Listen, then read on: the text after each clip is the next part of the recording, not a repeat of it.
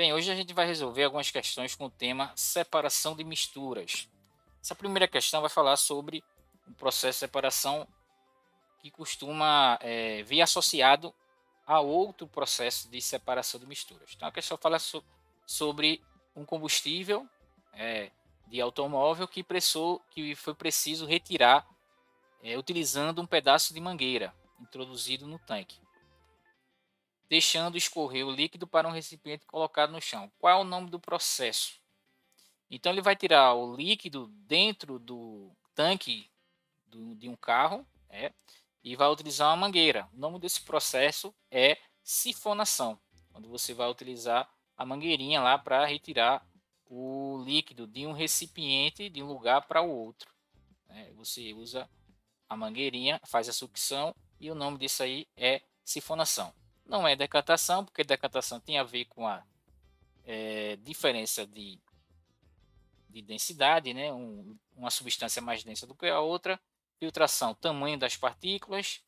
Destilação, ponto de ebulição diferentes. E centrifugação, a ação da força centrífuga. Então a resposta é a letra C. Nessa outra questão vai falar sobre as salinas do Rio Grande do Norte. Um dos estados brasileiros produtores de cloreto de sódio, que é o sal de cozinha, é o Rio Grande do Norte. Nas salinas, o processo físico que separa a água do sal, ele quer o processo físico que é utilizado para separar o sal da água nessa região. Tá? A gente poderia utilizar, né, a filtração não, sublimação também não, ebulição não. A gente poderia utilizar a destilação. Tá? Mas no caso aí ele fala do processo na região, então vai ser a evaporação. Muito embora quando a gente está em laboratório a gente pode utilizar a destilação. A destilação você aquece a mistura e essa mistura, né, vai estar acoplada a outros equipamentos e você tem aquela substância com menor ponto de ebulição saindo primeiro, né, evaporando. E a outra substância vai ficar lá no recipiente inicial. Aí é chamado de destilação.